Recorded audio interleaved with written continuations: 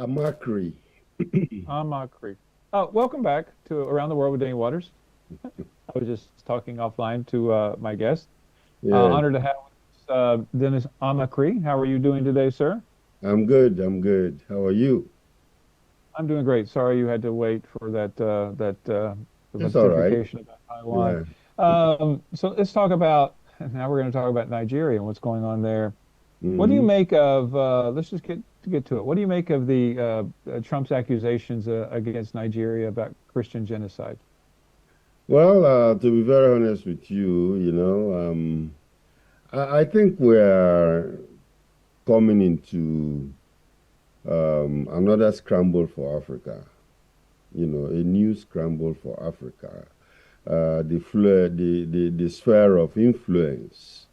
And then of course the national interests of the superpowers.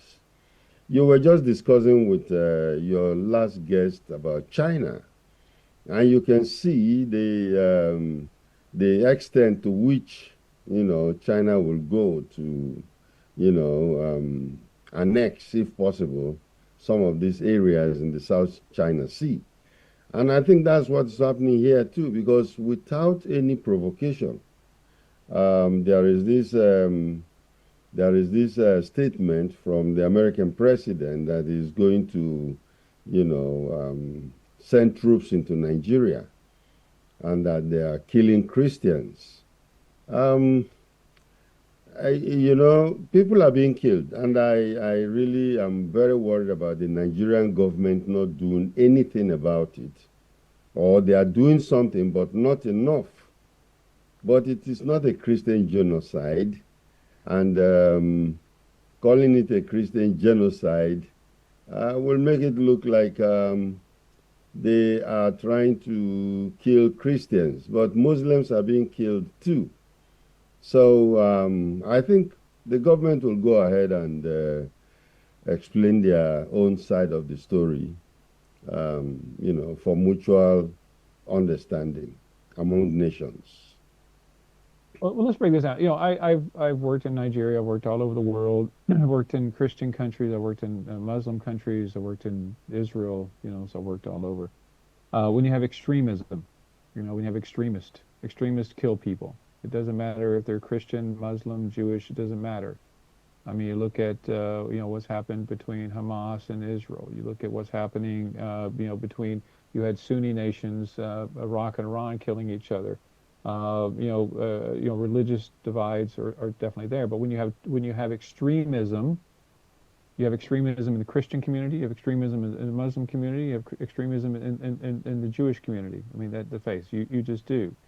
And so I think it's very important that the world understands that yes, a lot of people are dying and being murdered, but as you said, it's of all faiths, and it's about confronting extremism. Yeah. And would you agree? Would you agree with that? That it's about confronting extremism? Oh, definitely, definitely. And that I think is what the Nigerian government should do.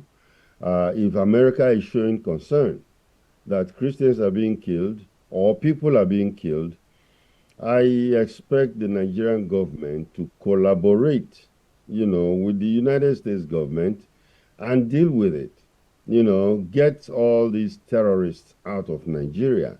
I remember some years back when an American was kidnapped in Niger Republic and brought into Nigeria.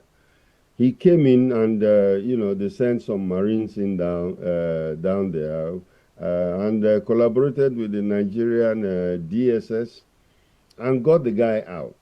He was extradited. So um, it's a situation where we have to do collaboration and deal with these extremist people that have bedeviled Nigeria for so long. Well, it's interesting. Trump's statement, which was just on the one of his statements, which was just on the screen. I mean, he has decided once again to put Nigeria on the list of concerned countries because basically when that happens, that means that there's concerns about religious persecution. What it really means. But in his message, what's interesting, in his message, he talks all about Christians. I mean, listen, I'm a Christian, and he, and but he talks all about Christian. We must protect the Christian faith. We must protect the Christians, and everything coming out of his administration is about protecting the Christians. Well, the reality is, how can you attack a country for religious persecution? And the whole purpose of that law is to ensure religious harmony. And he's not preaching unity. He's preaching, in my opinion, division to some degree because he's talking only about Christians. We must protect Yes. Christians. It's not about Mhm. protecting Muslims and other faiths, which I find a little ironic. What do you think about that? Well, I think President Trump is appealing to the evangelicals in the United States, because that's his base. And basically, he will appeal to them that, oh, we are still protecting the faith, especially in Africa. It's an excuse. I strongly believe it's an excuse to go into Nigeria or to tell them that, yeah, let's keep the faith. Because in America, I think there is a lot of dissensions here, right? Here and there. The government have been shut down for more than a month. There have been protests all over the place about no kings and stuff like that. But these are politics, and when you mix those with security, when you politicize security, it becomes a real big problem. But I think that's the direction that it's going. Well, I agree. I think it is political in many ways because, as I said earlier in my monologue, that Trump's approval rating is at 37%. He's trying to find ways to gin up his base and to support his base, Yes, especially just before the election, with the elections that we're having in the United States today. Um, Listen, it concerns me greatly. I mean, it concerns me for many reasons. I mean, I think that, when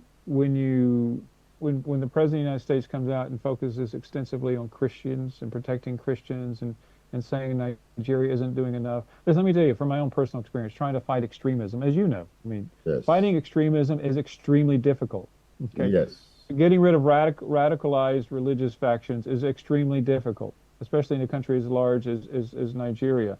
But I think that what happens is that when you make statements like that, he's empowering the extremists. He's showing that he's given their base the Yes, thought that, hey, we are making a difference. We are doing what we need to do. We must continue. And I think that if he wants to tamp out extremism, you shouldn't empower extremism by saying, hey, you're being successful. that's very correct because it gives them some kind of gusto that we're being recognized. And of course, one of the objectives of terrorism is publicity.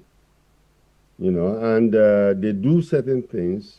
They go and blow up places to attract attention, to either their cause or whatever. So this particular issue, you are very right, has given them a lot of publicity, from a personality like the President of the United States. So they feel that, yes, we are being recognized, our impact is being felt all over the world. Yeah. So in your experience in Nigeria, how do you think the president there should respond? I think he's already doing a good job by the first statement that he has given out, explaining that this is not a genocidal, thing where they're killing Christians. They kill both sides. And then, of course, the government itself has been doing a lot.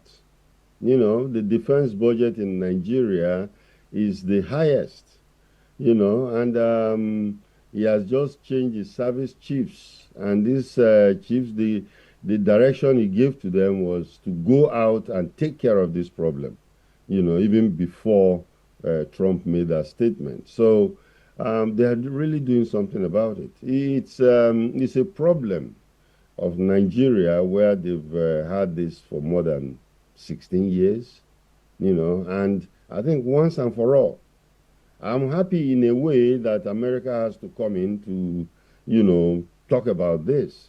So it has also gingered the government to, if they were lackadaisical about it, to give it more attention and make sure that these bandits or terrorists, whoever they are, put in their place. Well, as you can imagine, to me, it doesn't make a difference who the president of Nigeria is. I mean, it's an important country, but I will say that just from my own understanding and what I've seen is that the government is doing a lot in order to, this is where they need to make it very clear. If you look at the reports that are coming out, they have definitely decreased the amount of terrorism that's taking place in the country. But the other issue I must say is that a lot of people who operate as terrorists, a lot of this is done for economic reasons as well, right? So we have to rebuild and make the Yes. Nigerian economy stronger because I think that will do more because the military can only kill so many people. We have to build a better economy to address some of this stuff as well. But in all fairness, the government has done a tremendous amount, and even what's interesting is that Trump's own special envoy to Africa, who was in the Vatican the other day or in Italy the other day, Hmm. said that the Christian genocide wasn't happening. His own special envoy was saying that, and yet 2 days later, 3 days later, Trump comes out with this statement. And there was a report, I think in the New York Times today, that says what caused this is Trump was watching a Fox News story about it and decided, oh, I'm going to get all upset. And I think that in his mind, honestly, I do believe in his mind, he's thinking, hey, this is a way I can increase my poll numbers by saying that I'm going to protect Christians. That's correct. So yeah, and this is where, President Tinubu and others, publicly, they have to understand the reality. They have to understand that we're not dealing with, President Trump has done a lot of great, wonderful things, done a lot of things that I don't like. I've made it very clear on the show. But the reality is, you have to, as a world leader, you have to think about how you respond, that you're not pandering to him and understand exactly what's happening. And I do think the government can do a little bit better job in how they do that. But I want to make very clear that I think the government's doing a tremendous job in fighting terrorism in the country. So another question to you is do you think that Trump's intervention or whatever he's talking about will have an impact in the next election? Well, we have an history in Nigeria about American intervention in Nigerian elections. When the previous government came into power, they were pandering to the Obama government, and in fact, they took a delegation to Washington, where they had meetings with the foreign minister, the for Department of State, Mr. Kerry. They had that meeting, and then, of course, later in the election, there were some elements, resources from the United States that came to Nigeria to help in trying to get that government into power. So, right now, many Nigerians are saying that this is karma because now the American government is, also listening to some religious leaders who have gone to Congress and who have gone to some top officials in the United States government to tell them that Christians are being killed. And then, of course, Trump has picked it up and said, all right, if this is the case, I'm going to come into Nigeria and do this. Now, this is an election is coming up. And it's just like Venezuela, where there's going to be a regime change. And if there is a foreign power, doing some kind of activities in your country, I think the chances of the incumbent to win election might be very, very tricky. So yes, it could affect the elections, but I think if they are able to nip it in the bud by trying to have a conciliatory position, then maybe it will not affect the elections. Well, I agree with you 100%. And I think that, I think President Tinubu is, I think he's definitely going to have a difficult path, but it is possible. But he just has to continue on this path because what I want to say to the world who watches the show is that it's not just extremism in Nigeria. The reality is that these extremists then grow and go to other parts of the world as well. It's like a training ground. So Yes, fighting extremism is important to the world. It's not just a U.S. problem, it's a European problem. And Nigeria is on the front lines of this, and they're doing a tremendous job. They can always, every country can always do better. And they always can, definitely. no doubt about that. But they're doing a tremendous job. That's number one. And number two is I would implore the President of the United States to talk about if he's going to come into Nigeria, which is a sovereign nation, by the way, is made it very clear, to Hmm. protect Christians. He should come and to protect all faiths. Okay, and this is where his narrative needs to change. He needs to come to protect all faiths because it's wrong that any faith, any people are being persecuted by terrorists and extremists. And that's what, this isn't just about Christians, it's about all religions. And we need to remember that. Listen, Yeah. Dennis, I really appreciate it. Sadly, we run out of time, but thank you for being with us today on Around the World with Dane Waters.